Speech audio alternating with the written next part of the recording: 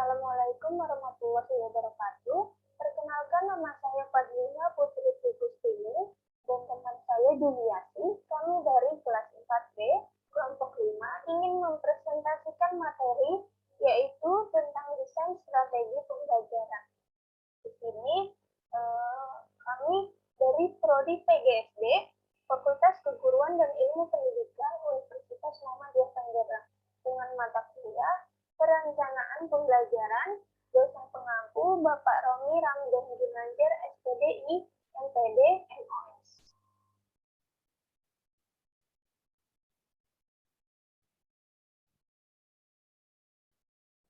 Ini ada pengertian desain strategi pembelajaran. Desain itu artinya merancang kerangka atau struktur. Sedangkan strategi berasal dari bahasa Yunani, strategos, yang artinya perencanaan. Jadi, dapat kita simpulkan bahwa desain strategi pembelajaran ini adalah cara-cara yang dipilih oleh seorang guru atau pengajar untuk kemudian digunakan dalam proses pembelajaran dalam menyampaikan materi pembelajaran. Lalu, desain ada juga menurut Smith dan Raga, yaitu proses perencanaan yang sistematis dan dilakukan sebelum tindakan pengembangan atau pelaksanaan sebuah kegiatan dengan menerjemahkan prinsip-prinsip belajar dan pembelajaran menjadi rancangan yang diimplementasikan dalam bahan dan aktivitas pembelajaran.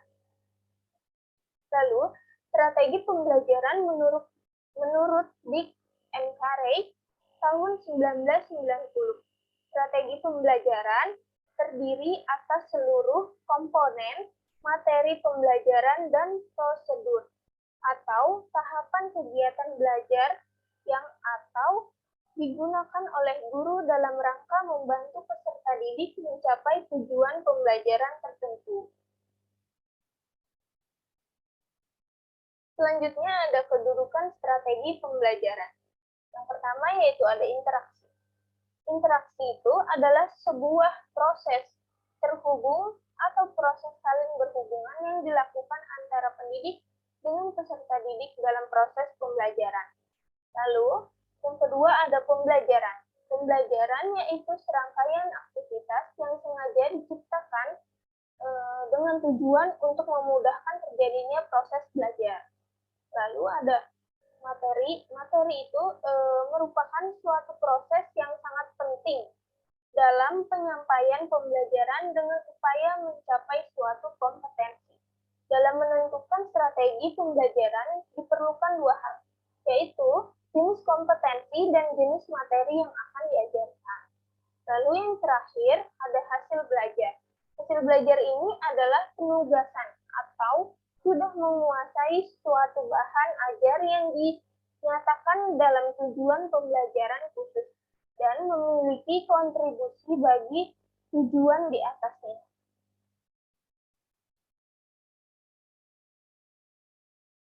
Selanjutnya yaitu bagaimana strategi pembelajaran untuk mencapai kompetensi siswa dalam ranah kognitif, afektif, dan psikomotorik. Yang pertama kita akan membahas ranah kognitif. Jadi dalam proses pembelajaran yang bersifat kognitif, adanya upaya untuk menanamkan materi pembelajaran dalam memori, di dalam pikiran atau otak siswa. Jadi pada aspek ini, proses pembelajaran berusaha untuk menjadikan sesuatu yang bersifat abstrak menjadi sesuatu yang bersifat konkret. Lalu selanjutnya ada ranah afektif. Ranah afektif ini adalah strategi pembelajaran digunakan untuk menjadikan aspek-aspek nilai sebagai pembentuk awal sebuah sikap menjadi sesuatu yang diimplementasikan dalam kehidupan siswa sehari-hari. Lalu yang terakhir ada ranah psikomotorik. Ranah psikomotorik ini yaitu strategi pembelajaran digunakan untuk menanamkan kemahiran kepada siswa terhadap keterampilan yang hendak dikuasai. Aspek ini digunakan untuk membuat beberapa gerakan sederhana yang kompleks dan harus diajarkan oleh guru kepada siswa, sehingga nanti siswa dapat melakukannya dengan lebih mudah. Sekian Penjelasan materi dari saya selanjutnya akan dilanjutkan oleh rekan saya yaitu Juliati. Selanjutnya ada jenis-jenis strategi pembelajaran. Yang pertama ada strategi pembelajaran secara langsung, yaitu pembelajaran yang banyak diarahkan oleh guru. Strategi ini efektif untuk menentukan informasi atau membangun keterampilan tahap demi tahap. Pembelajaran langsung biasanya bersifat deduktif. Kelebihan strategi ini yaitu mudah untuk direncanakan dan digunakan, sedangkan kelemahannya dalam mengembangkan kemampuan, proses-proses, dan sikap yang dipergunakan untuk pemikiran kritis dan hubungan interpersonal serta belajar kelompok. Agar peserta didik dapat mengembangkan sikap dan pemikiran kritisnya, strategi pembelajaran langsung ini perlu dikombinasikan dengan strategi pembelajaran yang lain. Nah, selanjutnya ada strategi pembelajaran secara tidak langsung atau biasa disebut deduktif.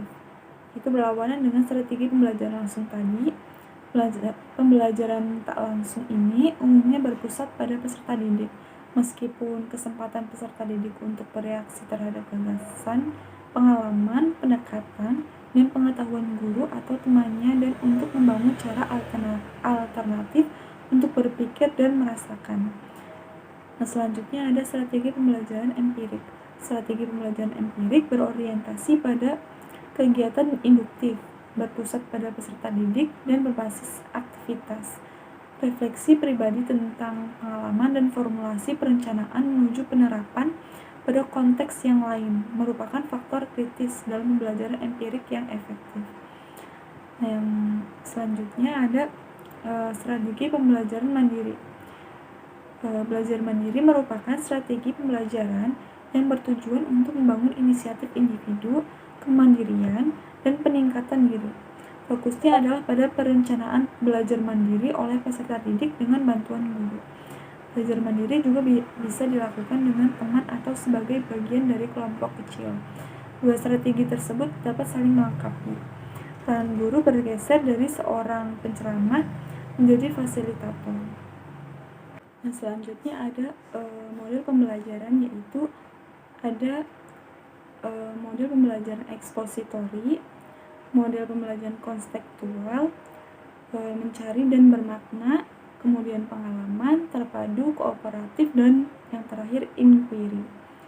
Yang pertama ada model pembelajaran ekspositori. Apa itu model pembelajaran ekspositori? Yaitu merupakan strategi pembelajaran yang menitik beratkan pada proses penyampaian materi secara verbal dari guru kepada peserta didiknya. Tujuan dari strategi ini yaitu menerapkan penyampaian materi secara verbal, yakni agar supaya peserta didik mampu menguasai materi pelajaran dari guru sehingga mampu membawa hasil positif, yaitu prestasi. Nah, yang kedua ada model pembelajaran konstekstual. Apa itu model pembelajaran konstekstual?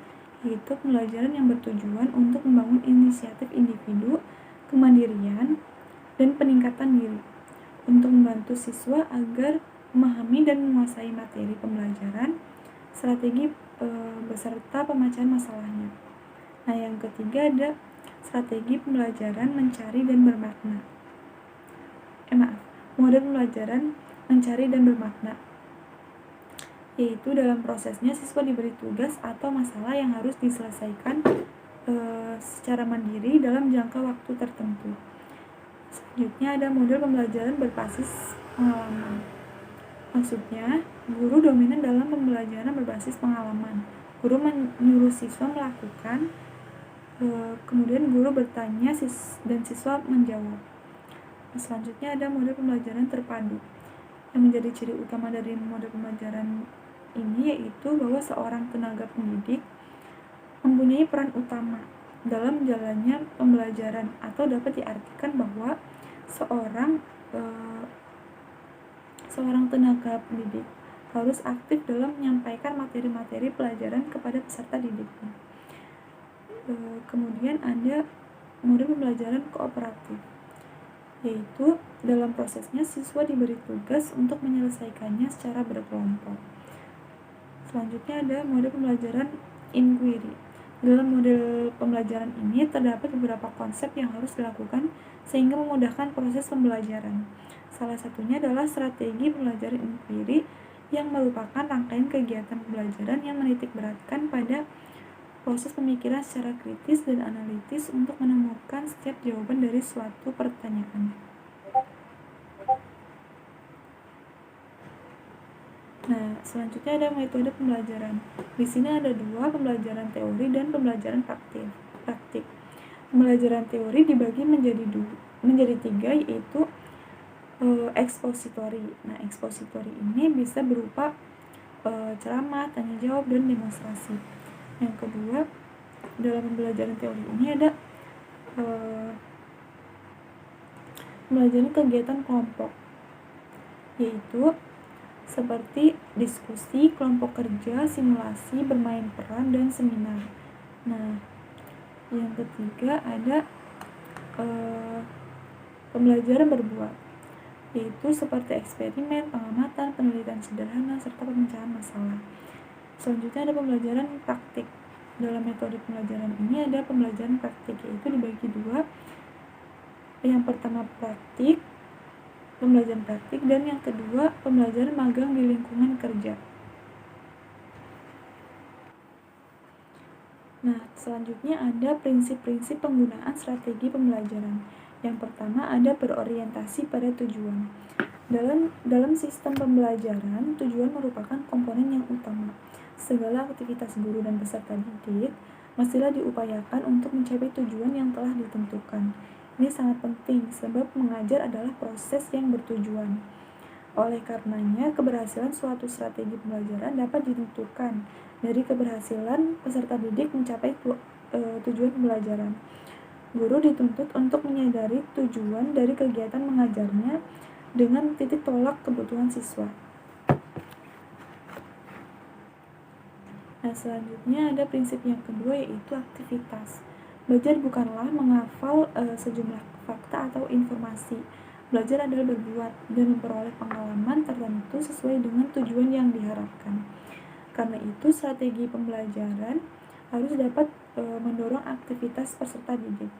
Aktivitas tidak dimaksudkan tidak terbatas pada aktivitas fisik saja, tetapi juga meliputi aktivitas yang bersifat psikis, seperti aktivitas mental. Dinamika perkembangan psikologis dan fisiologis yang normal dan baik akan sangat mendukung proses pembelajaran dan pencapaian hasilnya. Nah, prinsip yang ketiga yaitu ada individualitas. Mengajar adalah usaha mengembangkan setiap individu siswa, dan pada hakikatnya yang ingin dicapai adalah perubahan perilaku setiap siswa. Walaupun yang diajar adalah kelompok siswa dan standar keberhasilan guru ditentukan setinggi-tingginya, semakin tinggi standar keberhasilan ditentukan, maka semakin berkualitas proses pembelajaran. Nah, prinsip yang terakhir yaitu ada integritas. Mengajar harus dipandang sebagai usaha mengembangkan seluruh pribadi siswa. Strategi pembelajaran harus dapat mengembangkan seluruh aspek kepribadian siswa secara terintegrasi. Penggunaan metode diskusi, misalnya penggunaan metode diskusi, guru harus dapat merancang strategi pelaksanaan diskusi, tak hanya terbatas pada pengembangan aspek intelektual saja, tetapi harus mendorong siswa agar mereka bisa berkembang secara keseluruhan. Mendorong siswa agar dapat menghargai pendapat orang lain, mendorong siswa agar berani mengeluarkan gagasan atau ide-ide yang orisinil, mendorong siswa untuk bersikap jujur, tenggang rasa, dan lain-lain. Peraturan pemerintah pada nomor 19 tahun 2005 menyebutkan bahwa proses pembelajaran pada satuan pendidikan diselenggarakan secara interaktif, inspiratif, menyenangkan, menantang, memotivasi peserta didik untuk berpartisipasi aktif, serta memberikan ruang yang cukup bagi prakarsa, kreativitas, dan kemandirian sesuai dengan bakat, minat, dan perkembangan fisik serta psikologis peserta didik. Nah, selanjutnya ada penerapan strategi pembelajaran. Di sini menyangkut 3 hal pokok, yakni yang pertama strategi pengorganisasian, yaitu penataan materi pembelajaran merupakan cara untuk menata isi suatu bidang studi, dan kegiatan ini berhubungan dengan tindakan pemilihan isi atau materi, penataan isi, pembuatan diagram, format, dan sejenisnya.